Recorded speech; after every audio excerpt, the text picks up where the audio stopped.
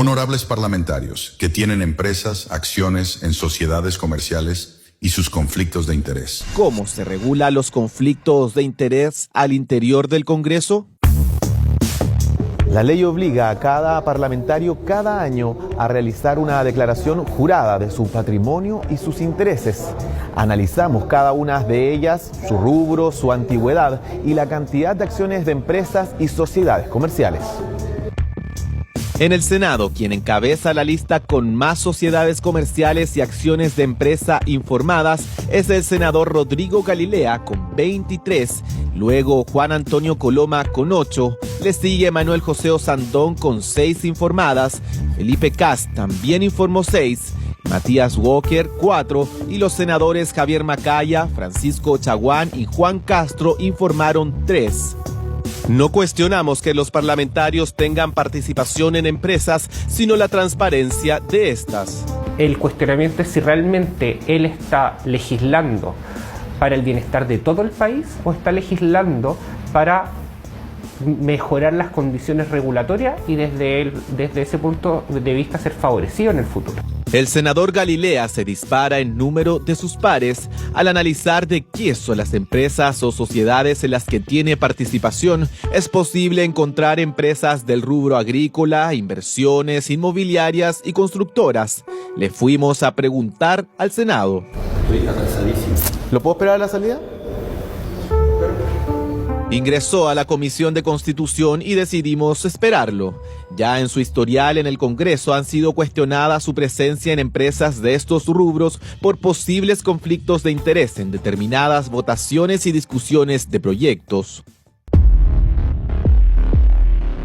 El señor Rodrigo Galilea, senador, tenía en el periodo pasado más de 10 sociedades vinculadas a acciones inmobiliarias. Fue cuando el senador Galilea, en el 2021, cuando el gobierno de Piñera planteaba el fin a la exención tributaria a la construcción, se le escuchó decir a Galilea con un micrófono abierto: no me pueden delante mío con el IVA a la construcción, ustedes son unos chacales, ¿no? Y yo tengo que sonreír más encima. Tenía en ese momento el 42% de las acciones de una constructora. En el receso de la comisión salió en otra dirección, enfrascado en una conversación, y lo esperamos nuevamente hasta que retome la discusión. Pero aparece raudo por el otro extremo del edificio e ingresa a la oficina.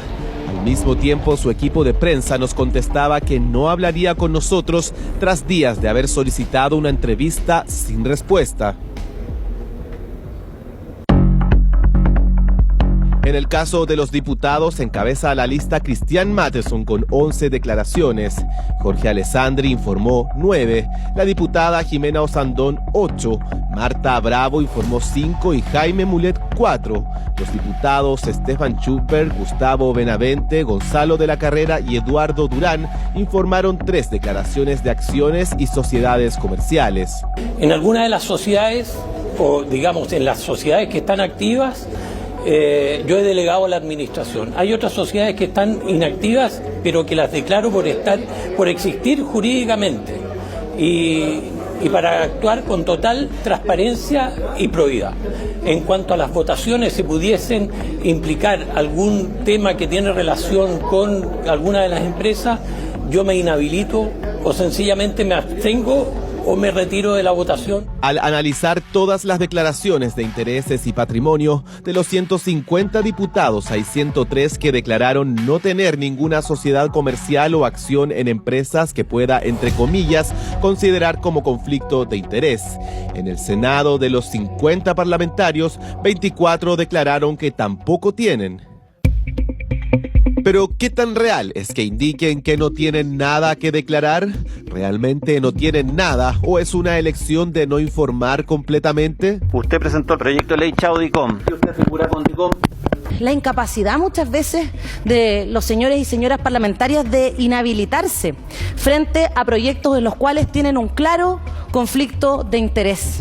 En efecto, al indagar a quienes no informaron propiedades, acciones, sociedades, ni siquiera la existencia de deudas, nos dimos cuenta de que parlamentarios que dicen no tener, en realidad sí tienen.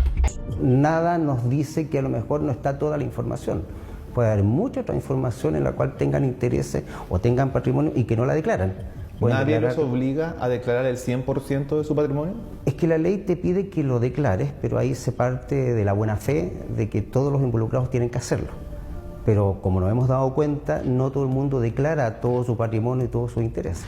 Y no hay ningún mecanismo que te obligue, ni tampoco hay ningún organismo externo que se preocupe de fiscalizar de que todo el mundo cumpla. Por ser parte del poder legislativo, los diputados y senadores tienen independencia de los otros poderes del Estado y están ajenos a la supervisión, por ejemplo, del Consejo para la Transparencia y la Contraloría. Su autonomía es tal que incluso gozan de fuero parlamentario para enfrentar investigaciones judiciales.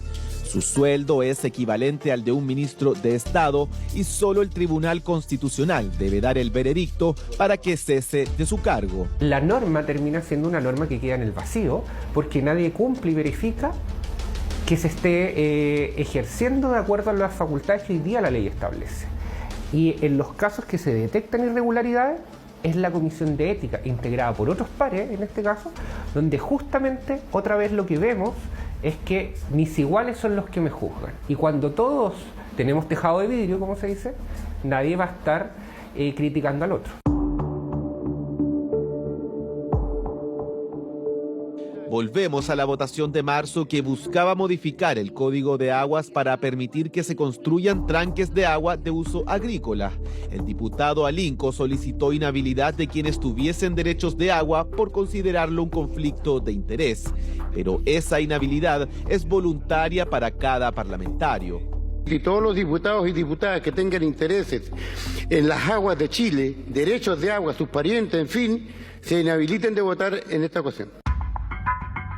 El proyecto buscaba también reducir las exigencias para la construcción de estos mini embalses y el debate fue intenso. Lo que hace este proyecto es permitir que se construya un muro de 15 metros sin ninguna revisión de la ingeniería.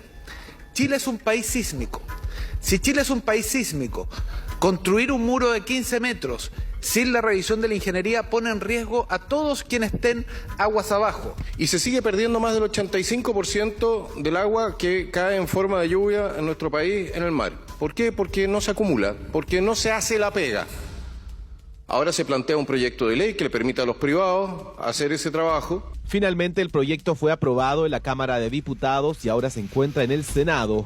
Al revisar sus declaraciones, los diputados que declaran de forma general tener derechos de agua y que votaron a favor del proyecto son Jimena Osandón, Felipe Donoso, Stefan Schubert y Agustín Romero. Estos dos últimos declararon aguas subterráneas que no estarían directamente beneficiadas con una medida así. Ninguno, porque los derechos de agua que yo tengo son subterráneos y son para uso domiciliario de mi casa. Cualquier persona que tenga un interés en un proyecto, evidentemente que tiene que inhabilitarse. Ahora, efectivamente yo tengo dos derechos de aprovechamiento, uno del pozo de mi condominio donde vivo yo en una parcela y además otros derechos que son sobre un canal muy chiquitito que recorre mi parcela que venía junto a la compra que yo hice en su minuto. La verdad es que ni siquiera lo uso, está ahí porque es parte de la propiedad y fue adquirido en ese minuto. Entonces yo no tengo ningún interés con respecto a estos proyectos en particular. En el caso del diputado Donoso y la diputada Osandón, ambos declaran tener derechos de agua superficiales, potencialmente beneficiados con el proyecto, pero negaron cualquier vínculo. Este proyecto no me favorece directamente como titular de derechos de aprovechamiento de agua. Es un proyecto relacionado con la construcción de tranques, que son políticas de largo plazo para poder enfrentar el escenario de sequía en los próximos 50 años. Somos parlamentarios de zona agrícola, por lo tanto, directa o indirectamente todos tenemos derechos de agua, ya sea personalmente, a través de sociedades en que participamos o de familiares.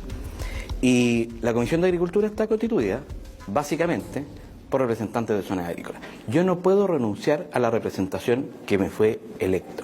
Los derechos de agua que tengo por mi familia, digamos, no alcanzan para un tranque de esas características. Los conflictos de interés amenazan la honorabilidad de los parlamentarios y por eso la imperiosa labor de transparencia absoluta es el camino para despejar las legítimas dudas. como es el caso de la diputada Ana María Casmuri, cuya figura en más de una oportunidad ha sido criticada por sus vínculos con la Fundación Daya y la Sociedad de Acciones Dayacán. En algún momento lo manifestaron algunos diputados de oposición, bueno, es bastante normal, pero esas cosas fueron despejadas porque, mira, imagínense que una de esas consideraciones tenía que ver con la ley de cigarrillos electrónicos. ¿Y en Dayacán igual? Porque hablamos que hay un lucro ahí. La verdad yo no participo en Dayacán en absoluto. En profundidad, este caso y la respuesta de la diputada la develaremos en la segunda parte de este reportaje, donde usted podrá ser testigo de cómo la Comisión de Ética, que busca regular estos episodios, simplemente no da el ancho. Tampoco podemos hacernos cargo de aseveraciones poco fundadas. Tenemos que tener presente que debemos actuar en base a la buena fe.